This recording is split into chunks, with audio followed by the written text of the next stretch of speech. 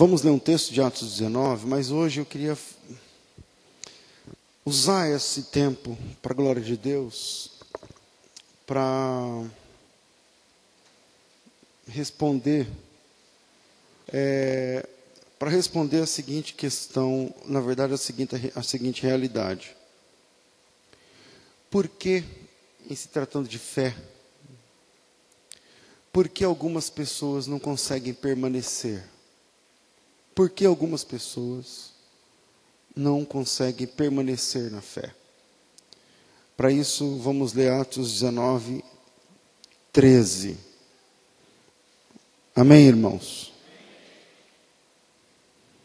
E alguns dos exorcistas judeus ambulantes tentavam invocar o nome do Senhor Jesus sobre os que tinham espíritos malignos, dizendo: esconjuro-vos por Jesus a quem Paulo prega. Os que faziam isto eram 7 filhos de Seva, um judeu, principal dos sacerdotes. Respondendo, porém, o espírito maligno disse: conheço a Jesus e bem sei quem é Paulo, mas vós quem sois? E saltando neles o homem que tinha o espírito maligno, e assenhoreando-se dos dois, ou melhor, de dois, pôde mais do que eles, de tal maneira que nus e feridos fugiram daquela casa. E foi isso notório a todos os que habitavam em Éfeso, tanto judeus como gregos. Caiu temor sobre todos eles, e o nome do Senhor Jesus era engrandecido. Muitos dos que tinham crido vinham confessando e publicando os seus pecados. Também muitos dos que seguiam artes mágicas trouxeram os seus livros e os queimaram na presença de todos. E feita a conta do seu preço, acharam que montava 50 peças de prata. Assim, a palavra do Senhor crescia poderosamente e prevalecia.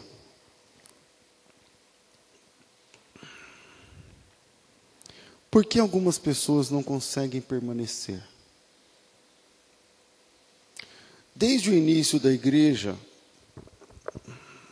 os líderes, eu estou falando desde o início da igreja bíblica, lá da época da Bíblia.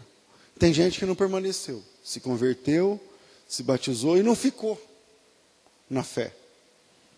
Então, desde o início da igreja, os líderes se deparam com uma realidade: nem todos permanecem na fé.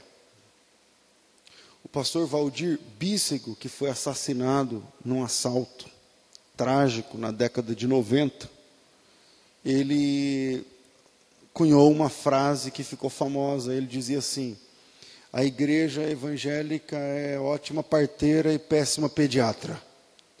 Ele dizia que a gente faz nascer, que é uma beleza, mas não conseguimos cuidar depois. Estudando com calma esse fenômeno, o fenômeno das pessoas que vêm, choram, levantam a mão, se batizam e depois não ficam, eu tive uma certa percepção, porque hoje eu não quero falar da situação de quem está fora da igreja lá fora, quem está desviado lá fora, não é isso. Mas eu gostaria de estudar com você, usando esse texto, sobre por que algumas pessoas não conseguem permanecer. Por que algumas pessoas não conseguem permanecer na fé? Existe uma preocupação legítima da igreja,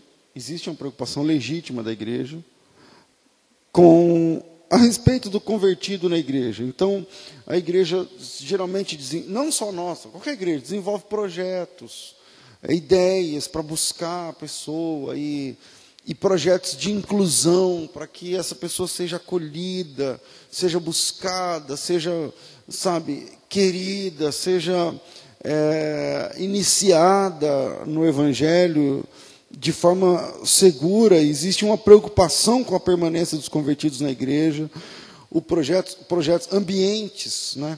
Vamos fazer o culto, não sei do que, o culto da ovelha perdida, o culto do filho pródigo, enfim. Às vezes, existe uma preocupação sobre a linguagem. A linguagem, você vai dar uma Bíblia para a pessoa, você já dá uma nova versão internacional, uma NTLH, uma nova tradução na linguagem de hoje, uma Bíblia mais com linguajar mais moderno. Aí chega na igreja e tem toda uma preocupação também para ter uma linguagem mais moderna, mais inclusiva, enfim, o estilo da igreja. Bom, e preocupado com isso, eu volto a dizer que a preocupação é legítima, mas preocupado com isso, nasceram as igrejas de vários estilos. Então tem igreja hoje para capoeirista, para surfista, para velho, para ortodoxo, para neo-ortodoxo, para ultra-ortodoxo, para adolescente, tem de tudo. As igrejas foram se segmentando ao estilo do público-alvo que eles querem atingir. Não quero que o ensino seja um ensino mercadológico. Eu não vou tirar a palavra público-alvo, que é uma palavra do marketing de hoje em dia. Mas aquele público que eles buscam alcançar, então eles falam para eles se vestem para eles, enfim, tudo a respeito, tudo para focar naquela fila, naquele público.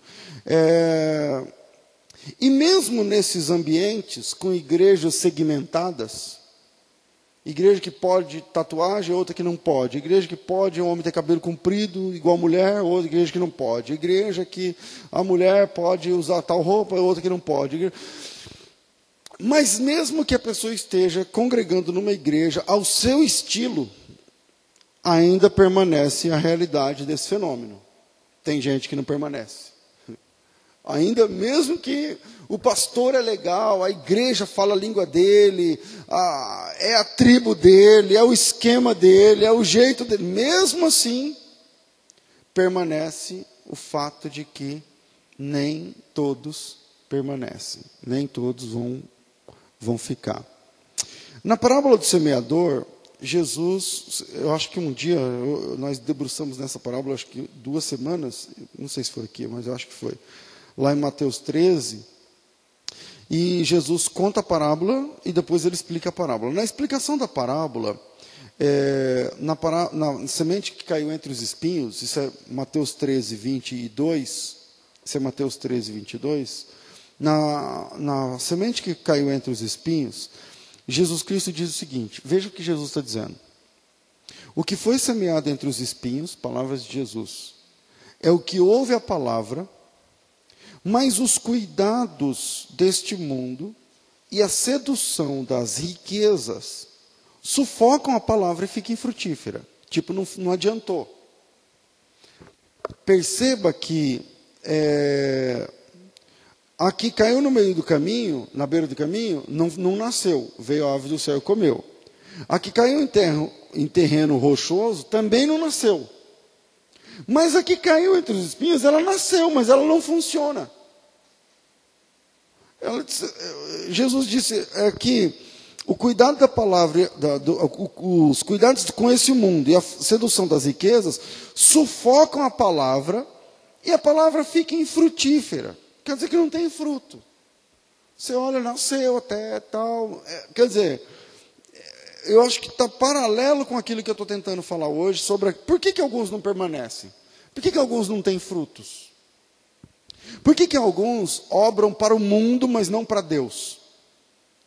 Quando o assunto é academia, quando o assunto é uma série de Netflix, quando o assunto é futebol, quando o assunto é política, quando o assunto é você cozinha, quando o assunto é qualquer coisa menos Deus, de letra, ponta da língua. Está na ponta da língua, é comigo mesmo, essa área eu domino, porque eu estou fazendo, eu tenho, eu faço, eu vou, eu consigo, eu cozinho, eu crio, eu conheço, eu estudei, eu gosto, eu comprei o livro, eu tal. Mas quando é o reino de Deus, é zero.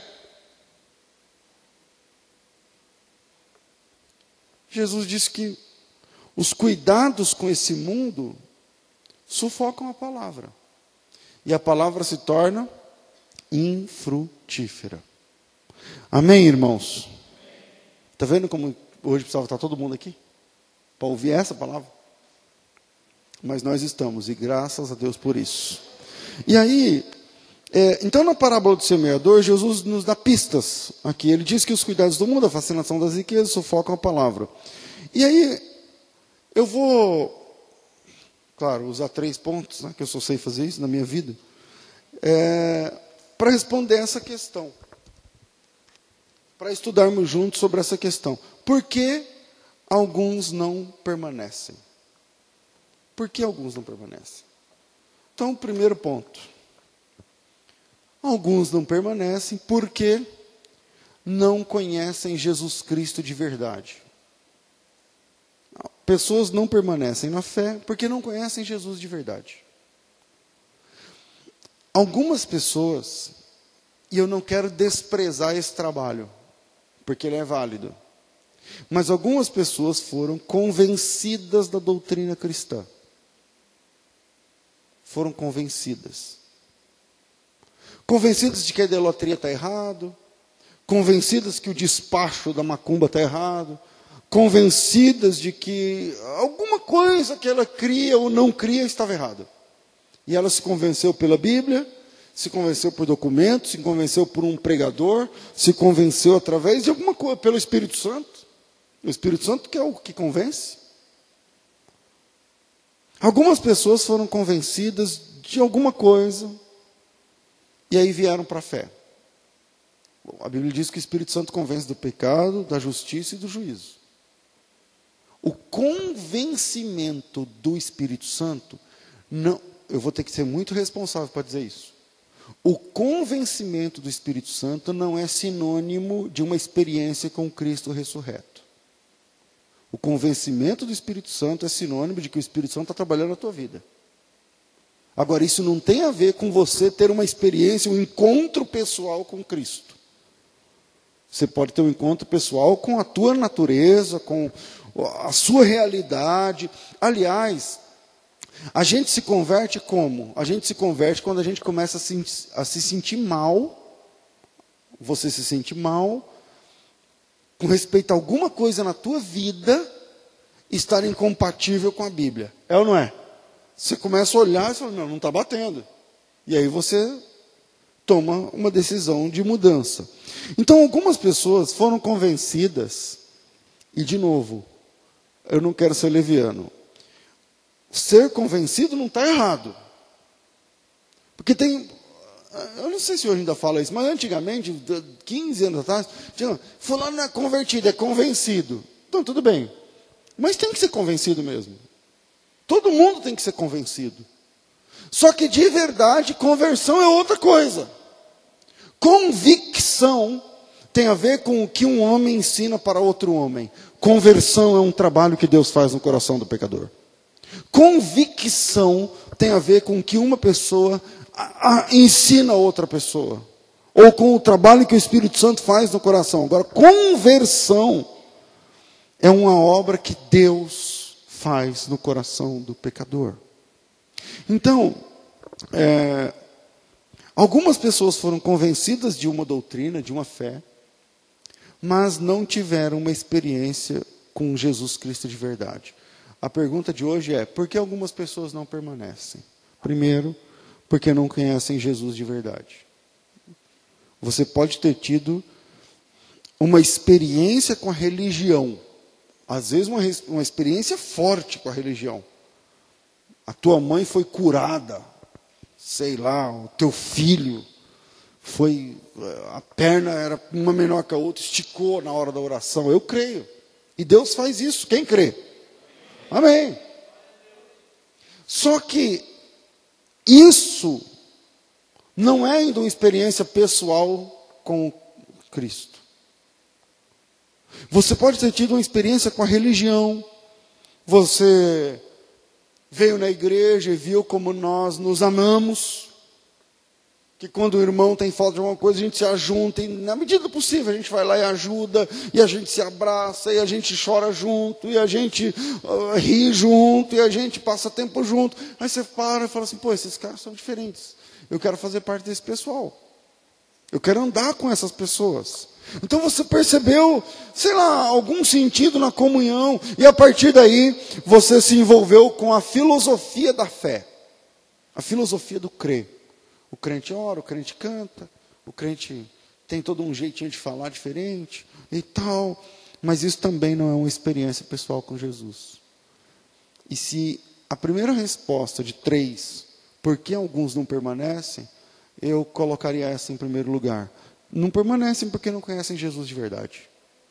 Porque se a pessoa conhecer Jesus de verdade, nenhum problema, nenhum mal, nenhuma dúvida, nenhum revés, nenhuma perda, nenhuma doença, nenhuma morte na família, nenhuma falência, nenhum filho que se perdeu de alguma forma, não, nada vai fazer essa pessoa se afastar de Cristo.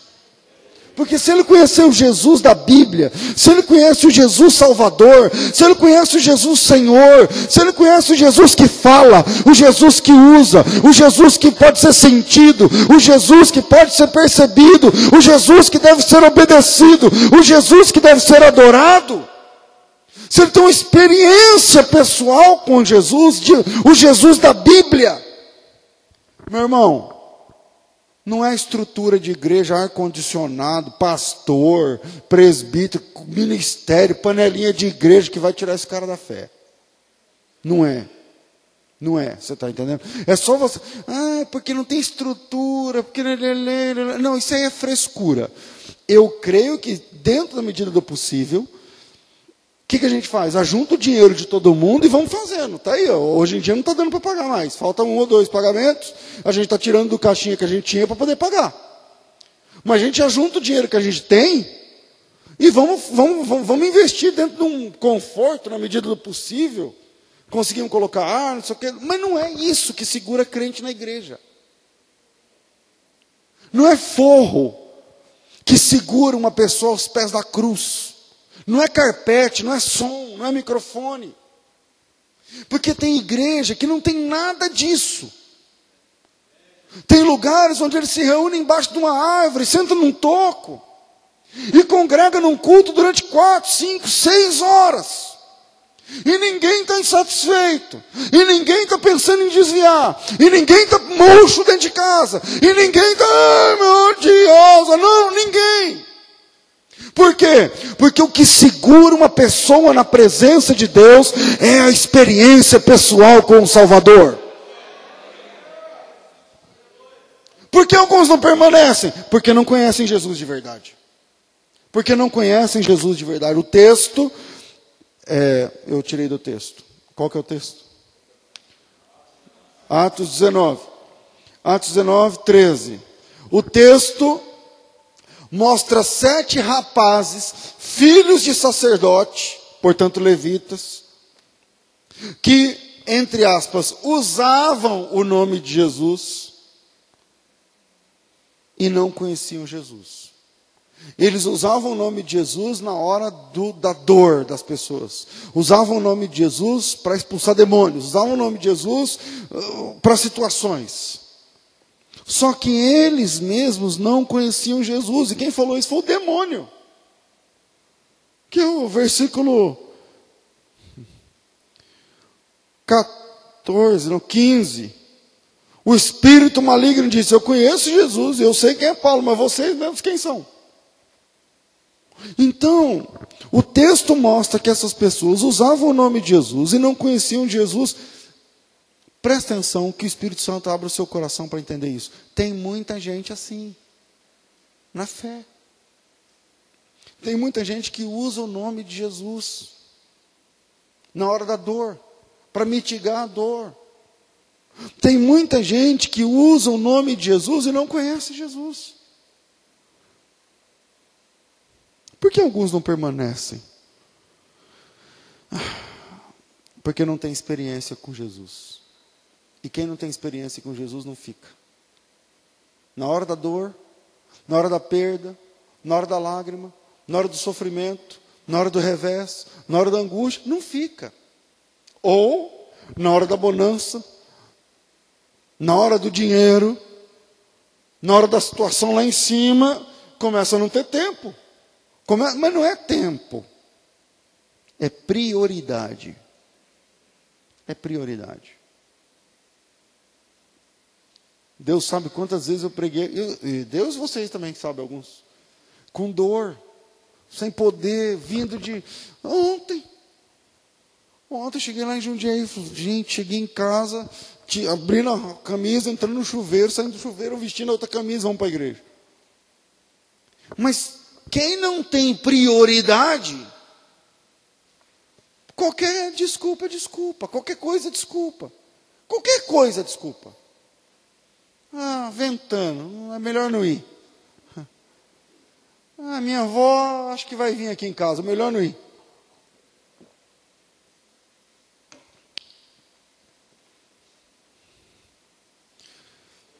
Pedro tinha negado Jesus Cristo 3 vezes. E eu já disse aqui uma vez para vocês que tem toda uma teologia em cima do fato de que o lance do Pedro ter negado Jesus, tal, e aí o pessoal fala do Pedro antes do Pentecostes, depois do Pentecostes. Mas lendo João 20, 19, eu tive uma outra versão a respeito do que fez o Pedro mudar. E o que fez o Pedro mudar para mim ali é uma experiência pessoal e sobrenatural com Jesus. Porque Pedro teve muita experiência com Jesus, mas nunca com o Cristo ressurreto. Essa vai ser a primeira. O Cristo que venceu a morte. Essa é a primeira. Chegada a tarde daquele dia, o primeiro dia da semana, cerradas as portas, trancadas pelo lado de dentro. As portas onde os discípulos, com medo dos judeus, se tinham juntado. Jesus se pôs no meio deles e disse: Pai, seja convosco. Dizendo isso, mostrou a mão, o lado, tal. E disse, versículo 21, Pai seja convosco, assim como o Pai me enviou, também vos envio a vós. Havendo dito isso, sobrou sobre ele, disse, recebei o Espírito Santo. E soprou. Aí, veja, depois disso aqui, o Pedro nunca mais negou Jesus. Ele apanhou. Ele foi preso. Atos capítulo 12, ele foi jurado de morte. Ele escapou por um anjo. O Pedro foi crucificado de cabeça para baixo. Em Roma. O Pedro passou pelo martírio, pela experiência. Aliás, não só o Pedro. Todos os 10 discípulos que estavam nesse lugar, porque o Tomé não estava nessa hora. Depois ele vai aparecer lá na frente, é um outro assunto. Todos os 10 discípulos que estão aqui, com a exceção de João, eles vão morrer martirizados, sem nunca ter negado a fé. O que transforma um discípulo medroso, como Pedro, num missionário partindo? Na minha opinião, não é um curso, não é uma nova compreensão de uma doutrina, mas é uma experiência com Cristo ressurreto. O que é que aconteceu com Paulo? Ele estava indo, perseguindo os cristãos, e aí ele chegou num lugar onde ele viu o próprio Cristo, ressuscitado. E o Cristo ressurreto apareceu para ele, ele caiu de joelhos. Acabou.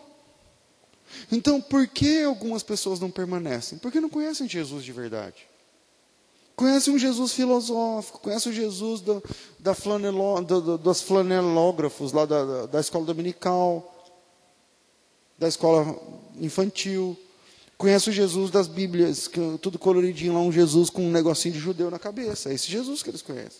O Jesus do Sagrado Coração, que tem um coração aqui dentro furado, pingando, das imagens de católicos. Por que algumas pessoas não permanecem? Porque não conhecem Jesus. Conhecem o Jesus da religião, mas não conhecem o Jesus que fala, que transforma, que habita nas pessoas, que é suficiente, que enche um homem, que resolve, que manda, que chama para a obra de Deus, que capacita, que comissiona, que envia. Porque se ele tiver uma experiência pessoal com esse Jesus, o Jesus verdadeiro, acabou. Confesso que vai ter horas que você fala assim, Eu estou cansado dessa turma. Ou eu estou cansado desse trabalho. Ou eu estou cansado, mas nunca do meu Cristo. Nunca. Quem conheceu a Cristo não precisa de estrutura como chamariz para, vamos fazer porque vai vir, porque as pessoas se sentem mais confortáveis. Não precisa. Quem conheceu a Cristo não precisa de abraço, de beijo, de visita, de média, sabe, de ficar acalentando, não sei o quê. Não precisa de frescura. Quem é de Deus, permanece. É o que a Bíblia diz. Por que muitos não permanecem? Porque não conhecem Jesus de verdade. Amém, irmãos? É 9 horas mesmo? Então, dá para continuar. Segundo, por que algumas pessoas não permanecem?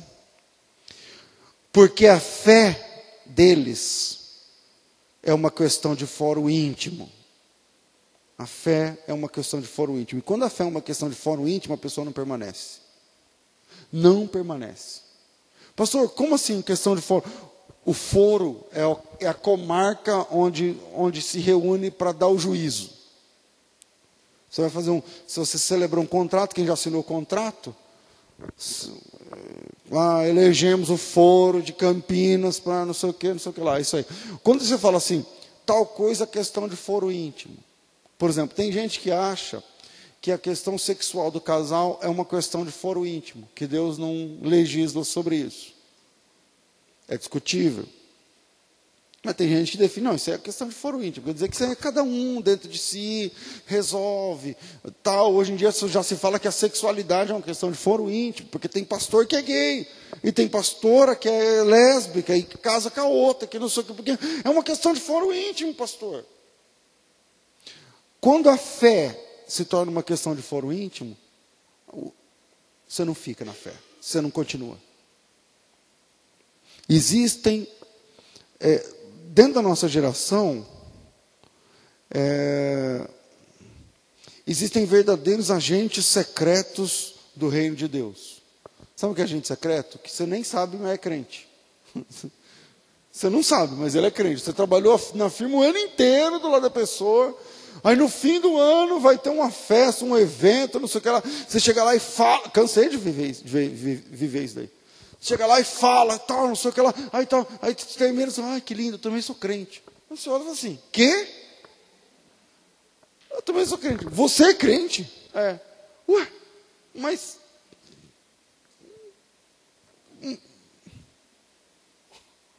Tem isso aí hoje em dia. Porque a fé para essas pessoas é uma questão muito íntima. É uma questão só de lógica. É uma questão dela, é uma questão filosófica. Então, ninguém fala que ele é crente. Eu me lembro de lá em Três Lagoas, que deu o testemunho lá. Em Três Lagoas tem quartel mesmo, né? Não é tiro de guerra, nada. O quartel fica lá, da terceira região. E é grande pra caramba. E aí vem gente, tal, não sei o quê. E aí ele foi convocado para servir. E ele não queria servir. Era dos jovens, tal. E aí não queria, mas teve que servir. E aquele fica, acho que 9 ou 10 meses, né? Quando fica para servir, não engaja, né? Não sei como é que fala aqui. Lá fala assim. E aí terminou, ele falou, irmãos, eu quero dar um testemunho, porque lá era difícil, né, no meio deles, porque eles perseguiam muito os crentes, não sei o que e tal. E eu fiquei lá 9, 10 meses, ninguém descobriu que eu era crente. Não, e esse é o testemunho. Porque como eles não descobriram, eles também não zombaram de mim. E aí, tal. Eu fiquei olhando e falei, vagabundo. O cara acha que esse é o testemunho, então. Ninguém saber, ninguém e tal. Por que algumas pessoas não permanecem? Porque eles acreditam que a fé é isso aí. É uma questão que você leva no coração e acabou. É uma questão muito íntima. Muito sua. Veja o capítulo 19, versículo 18. Muitos dos que tinham crido vinham confessando e publicando seus feitos. É sobre isso que eu comecei falando ontem. Muitos dos que tinham crido vinham confessando e publicando os seus feitos. Por exemplo, muitos de vocês já conhecem parte do meu testemunho. Quando eu nasci, como é que eu era, no que eu acreditava, onde eu servi, como eu vivi, tal. Claro, tudo bem, eu estou com o microfone sempre aqui. Então não faz sentido eu cobrar de você que todo mundo conheça o seu testemunho, por exemplo. Só que lá no seu pedaço, lá no seu quadrado, todo mundo conhece o seu testemunho? Porque se a resposta é não, irmão, é perigoso você também não permanecer. Porque você também acha que é uma questão muito de foro íntimo, não vou ficar me abrindo, não vou ficar com... Se eu falar aqui, as pessoas vão pensar o que de mim? Vão pensar o que você é mesmo, vão pensar que você é um pecador. Vão pensar a verdade a seu respeito. Vão pensar a verdade a seu respeito. Eu não me orgulho, mas se eu tiver de falar no que eu já acreditei, o que eu já fiz, os atabaques que eu já toquei, eu vou ter que falar, porque esse é o meu testemunho. Não é uma questão de foro íntimo para mim, é uma questão de praça pública. E quando a fé é uma questão de foro íntimo, a pessoa não fica. É uma questão muito... Aqui, a nossa igreja tem esse problema. Essa igreja aqui tem esse problema. Alguns que estão com o olho desse tamanho olhando para mim, tem esse problema agora. Porque se eu falar assim, irmão, vem aqui dar o seu testemunho. Não vem nem a pau. Não vem. Em nome da vergonha, o que vão pensar? Então, a gente vai pensar de você a verdade.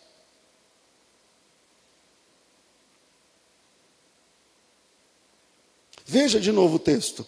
Muitos dos que tinham crido vinham confessando e publicando os seus feitos.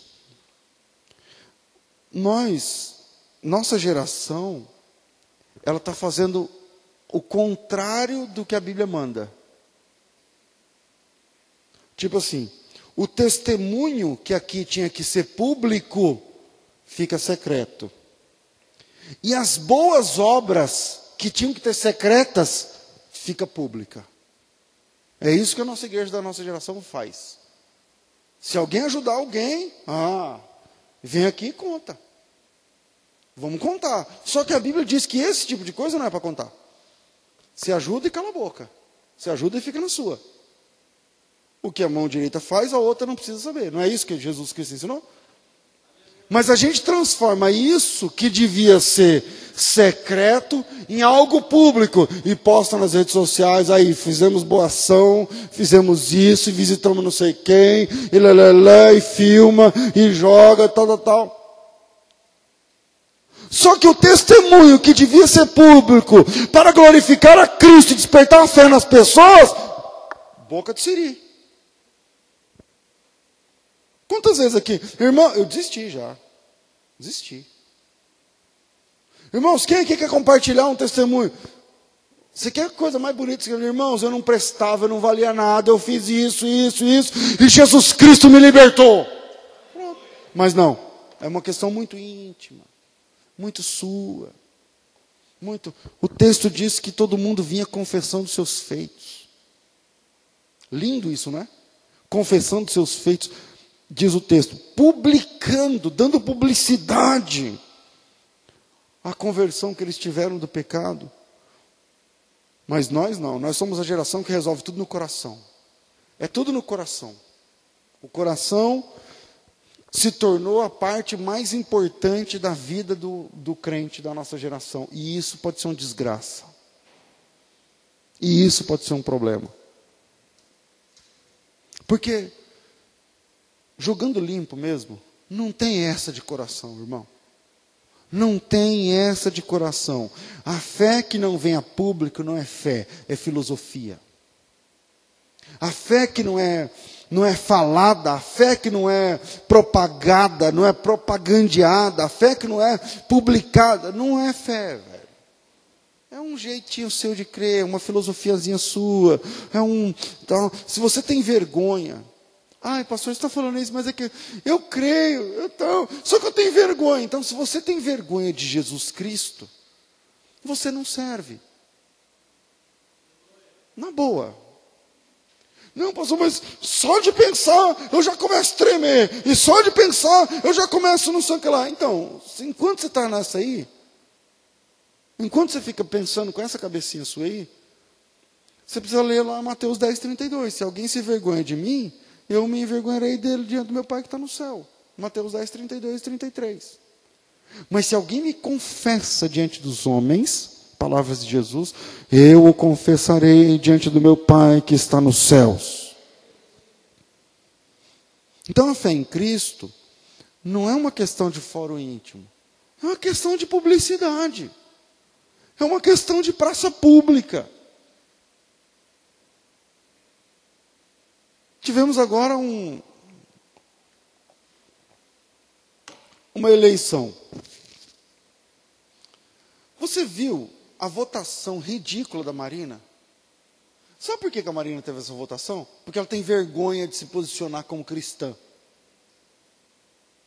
Porque quem acompanha política sabe que em 2014 ela estava quase indo para o segundo turno, meu irmão. É ou não é? Por quê? Porque em 2014 ela era candidata de quem? Dos evangélicos. Só que começou, não, vamos fazer um plebiscito para isso, não põe mão em cumbuca. Aqui fala isso não, né? não arrisca, não se assume. Aí ficou com 0, não sei o que. Ela teve menos votos que o Cabo da Ciolo, meu irmão.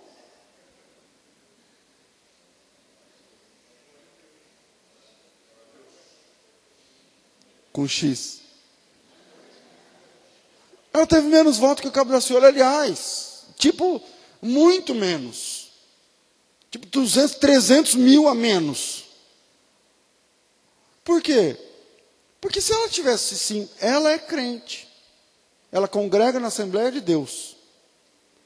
Mas se ela tivesse, eu sou cristã, minha filosofia é essa, eu não creio nisso, mas não vai. E tem crente assim, na fé.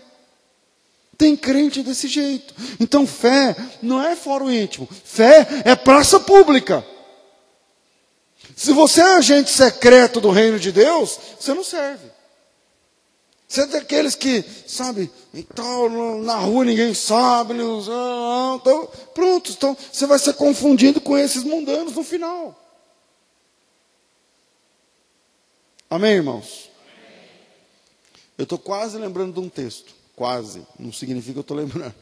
Mas eu acho que é 1 de João. Eita, lembrou? É isso aí, eu ia no 2,18. 2,28. Filhinhos, tenhamos confiança. Não. E agora, filhinhos, permanecei nele. Para que quando ele se manifestar, tenhamos confiança e não sejamos confundidos por ele na sua vinda. Aí você fala assim, ué, mas Jesus não é Deus, como ele pode confundir uma pessoa com a outra? É legal esse texto, né? Porque não sejamos confundidos por ele na sua vinda. Quer dizer que Jesus vai olhar e falar assim, não é. É que você pensa que você é de um time, mas na verdade você é do outro. Aí você vai se sentir confundido. Mas Jesus vai colocar cada um no seu balaio, certinho, irmão? Cada um no seu quadrado, direitinho. Se você tem vergonha de ser crente, você vai para o lado de quem tem vergonha do Evangelho. E que o lado de quem tem vergonha do Evangelho não é o lado dos filhos de Deus. Porque o Filho de Deus se posiciona. Amém? Terceiro, por que muitas pessoas não conseguem permanecer? Terceiro, porque não conseguem se livrar daquilo que não serve mais. Porque não conseguem se livrar daquilo que não serve mais. A fé declarada em praça pública tem custo. Isso custa. Quando você chega na empresa e se posiciona como cristã, como cristão, na escola, na faculdade, na rua, nos amigos, no restaurante, onde for. Quando você se posiciona, isso custa. Às vezes custa uma amizade, às vezes custa ser expulso de sua casa, às vezes custa amizade com o teu pai, com a tua mãe, não sei. É o que Jesus Cristo diz lá em Mateus. A fé declarada em praça pública tem custos. Por exemplo, Vamos continuar lendo o texto. Muitos dos que tinham crido vinham confessando e publicando seus feitos. Também muitos dos que seguiam artes mágicas trouxeram seus livros e queimaram na presença de todos. Feita a conta do seu preço, acharam que montava 50.000 denários. 50.000 denários, ontem nós ficamos batendo boca depois do culto. Porque 50.000 denários, eu vou fazer uma conta só para você ter uma ideia de câmbio. Só para você ter uma ideia de câmbio. O que é denário? Às vezes na sua Bíblia parece peça de prata, ou moeda de prata, ou pedaço de prata. Que é isso aí. O que é um denário? Um denário é uma moedinha pequena de prata que, lá em Mateus 20, na parábola dos trabalhadores da vinha, cada trabalhador ganhava um denário. Lembram?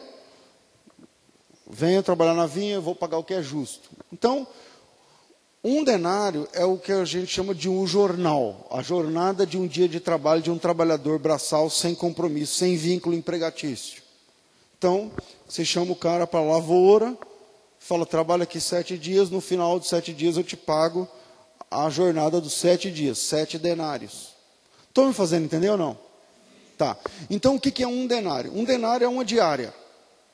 Uma diária de um trabalhador. Né? Você quer saber quanto vale para você, quanto que é a sua diária? Tem gente que ganha 300 por dia, tem gente que ganha 100, tem gente que ganha 50, tem gente que ganha 280, não importa. Mas só para a gente ter uma ideia, um denário é uma diária de um trabalhador. Certo? Deu para entender? Ok. Tem quantos denários aqui? 50.000. São 50.000 dias de trabalho. Se você dividir 50.000 dias de trabalho, eu não sei quantos dias no ano a gente trabalha. Eu não sei. Sei que no mês a gente trabalha 22 dias, mais ou menos. Mas dentro do ano, quem trabalha de segunda a sexta, como eu, trabalha 22 dias. Mas tem gente que trabalha mais. Enfim, se coloca 30 dias. Se você dividir os 50.000 pelo número de dias do mês, vai aparecer quantos meses de trabalho deu isso aí. Ou se você dividir por 360, que é o ano judaico, vai aparecer quantos anos deu isso daí. E nós fizemos a conta ontem, deu 150 e poucos anos. Eu não sei se alguém está fazendo essa conta tipo agora, mas eu também não lembro. Não, é muitos anos. Você dividiu por quanto? Quase 200. Eu pensei que você falou 400. É quase 200, 180 e poucos. Não importa.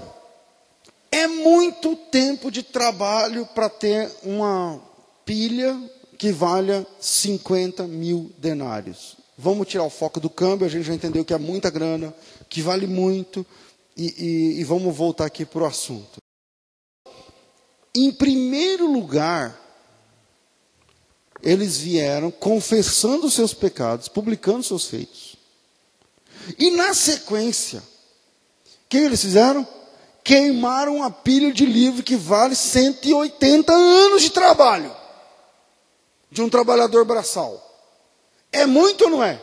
É muita grana. Vale demais aquilo. Aquilo valia muito. É mais do que uma vida. É quase 2, 3 vidas. Porque você não trabalha os 80 anos que você vive. Você trabalha 50. Então, quantas vidas tem ali de trabalho? Enfim, em primeiro lugar, eles queimaram aquilo que não era compatível. Para depois viver a plenitude da vida cristã. Mas tem gente que não queima nada. Que não queima nada. Eu não sei se é porque Deus...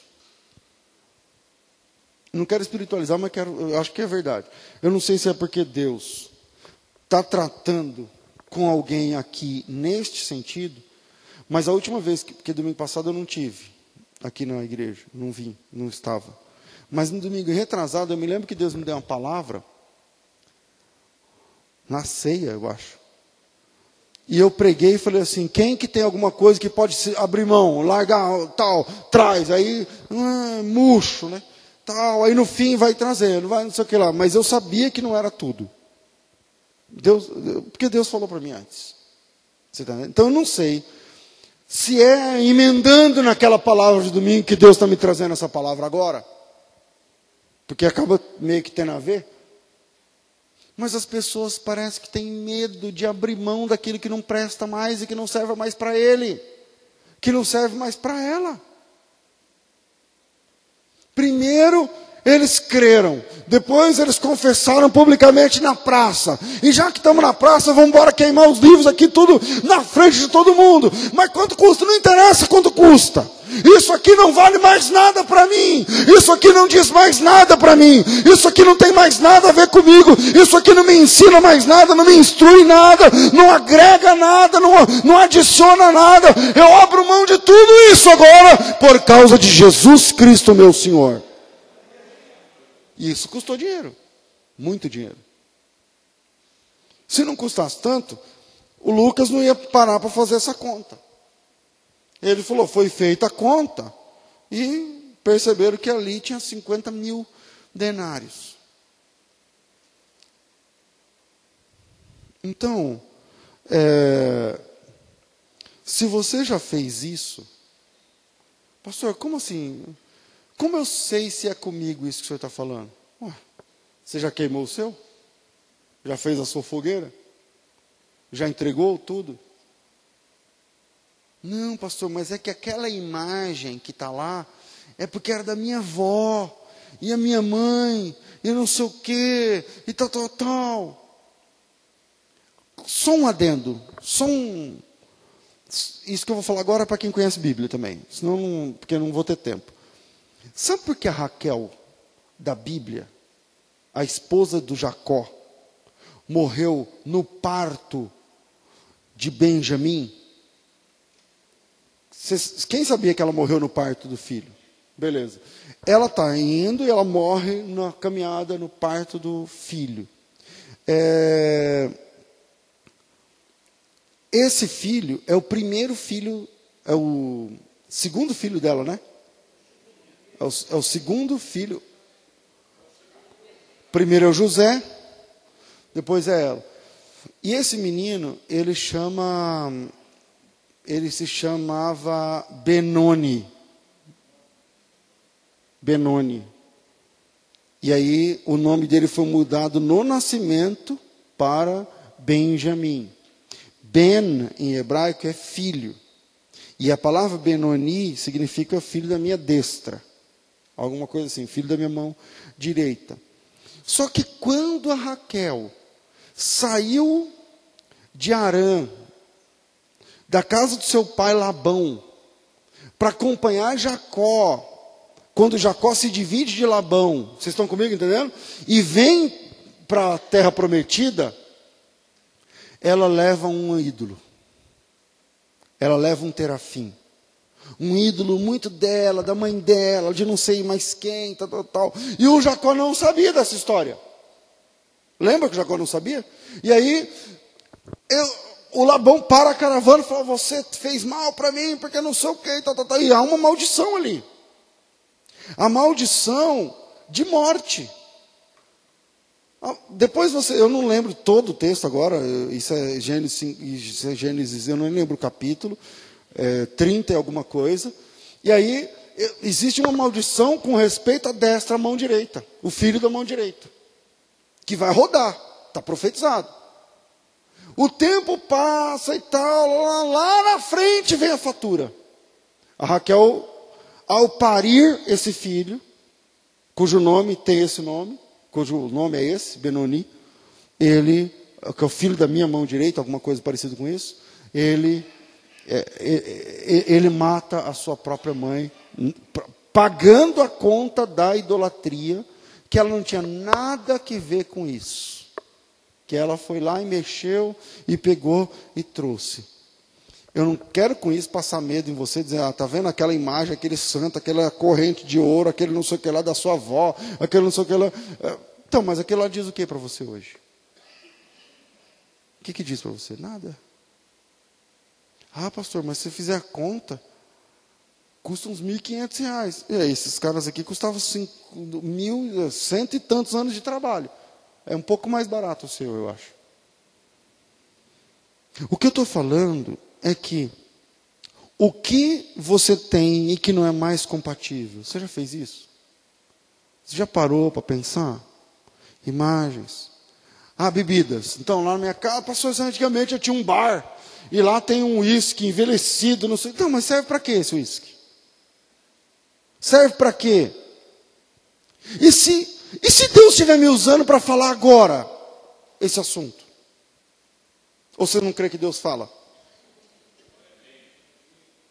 Não, pastor, não. Não, a gente não bebe. Então serve para quê? Para atrapalhar a fé de quem é crente, chega na sua casa e fica olhando, mas... E? Ou um quadro, ou uma carta da pessoa que já morreu, ou sei lá, irmão, objeto de qualquer tranqueira. Primeiro você queima. E o queimar não precisa ser literal não, tá? Aqui eles queimaram literalmente. Primeiro você se desfaz. E isso custa. E isso dói. Porque mexe em valores que não são regulados pela bolsa de valores. Às vezes eu estou falando agora de valores sentimentais. Custa. Custa. Então, primeiro, queima. Por que algumas pessoas não permanecem? Porque não conseguem se livrar daquilo que não serve mais, daquilo que não presta mais. Jesus chamou Pedro, o Pedro estava numa pesca que não funcionava. Lembra o texto? Lucas capítulo 5. A pesca não estava dando certo, tal. Jesus veio, mandou ele jogar a rede de novo e tal, e depois encheu o barco. E aí começou a vir mais peixe, encheu o outro barco. O Pedro e o João, o Pedro, o irmão dele, o André, fizeram sinal para quem estava no outro barco, isso é Lucas capítulo 5, versículo 7. E fizeram sinal aos seus companheiros que estavam no outro barco para que fossem ajudá-los. E foram e encheram os dois barcos, de maneira que quase iam a pique. Isso é o versículo 7. Lucas 5, 7. E lá no versículo de número 11, a Bíblia diz assim: e eles, levando os barcos para a terra, deixaram tudo e o seguiram. O que eles queriam não era o barco cheio de peixe? Tiveram um barco cheio de peixe, mas agora eles encontraram algo acima de um barco cheio de peixes. Eles encontraram em Jesus a razão maior do que um barco, do que 2 barcos, do que 10 barcos. E eles deixaram tudo e seguiram Jesus de mão abanando. O que a gente está disposto a deixar para seguir Jesus?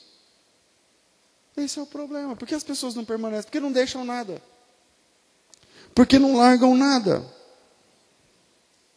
Irmãos, a experiência com Deus não é compatível com a filosofia do macaco velho. Sabe qual é a filosofia do macaco velho? Que ele só larga um galho quando o outro já está seguro.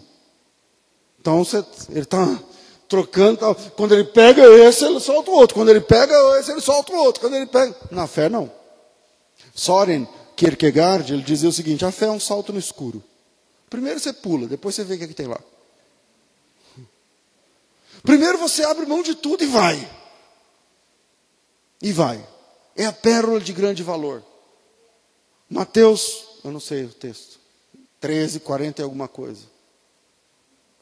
42, eu acho. Eu não estou certo, mas é por ele. O reino de Deus é um homem que encontrou uma boa pérola. Só que ele encontrou... É o quê? 13:46. Porque o reino... vamos lá. Eu falei 42. Meu Deus do céu. Vamos lá.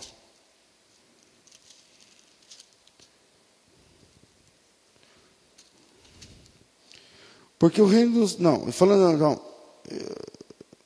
Não é. É 13. Eu estava lendo no 12, por isso que não estava dando certo. Agora vai. 45. Outro sim. O reino dos céus é semelhante a um homem negociante que busca boas pérolas. Encontrando a pérola de grande valor, foi e vendeu tudo que tinha e comprou.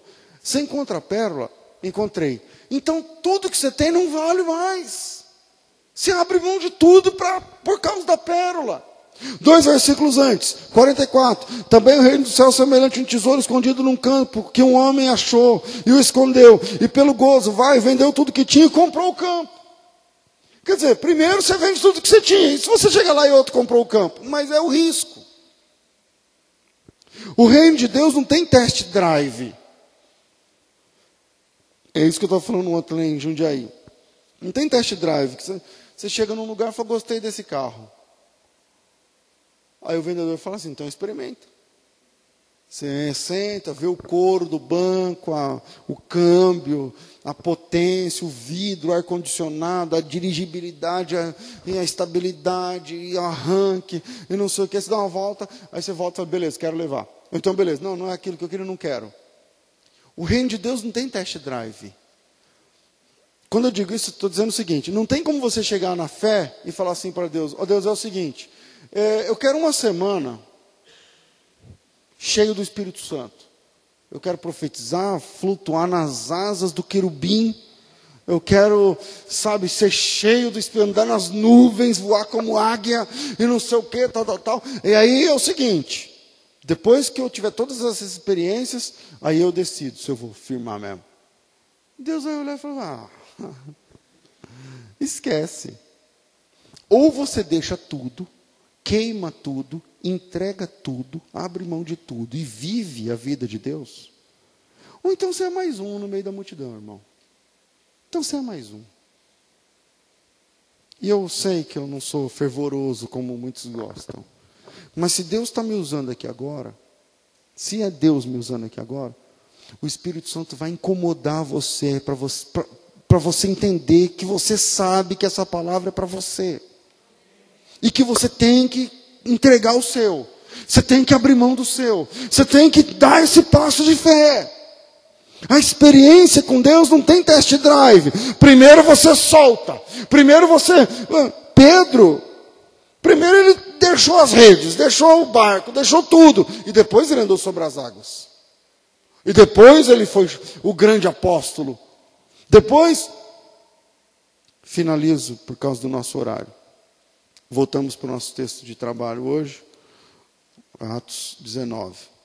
Leia com muita calma os versículos 19 e 20. Atos 19 e 19. Diz assim: também muitos que seguiam artes mágicas trouxeram seus livros e queimaram na presença de todos. E feita a conta do seu preço, acharam que montava a 50.000 peças de prata. Assim, a palavra do Senhor crescia poderosamente e prevalecia. A palavra crescia poderosamente e prevalecia. Só que o texto começa, o versículo 20 é assim, assim a palavra crescia e prevalecia. E esse assim significa, é desse jeito que a gente tem que fazer para que a palavra do Senhor cresça e para que eu e você, para que nós permaneçamos na fé. Por que muitas pessoas não conseguem permanecer? Porque não conseguem se livrar daquilo que não serve mais. É a Raquel pensando no terafim. Entende? Então, por isso muitos não permanecem, porque não conseguem se livrar do passado. E às vezes esse passado custa 50.000 denários. Quando você entender que esses 50.000 perderam o valor diante do encontro com Jesus Cristo, aí fica mais fácil se livrar daquilo que não serve, daquilo que não presta, para termos uma nova vida em Cristo. Amém, irmãos?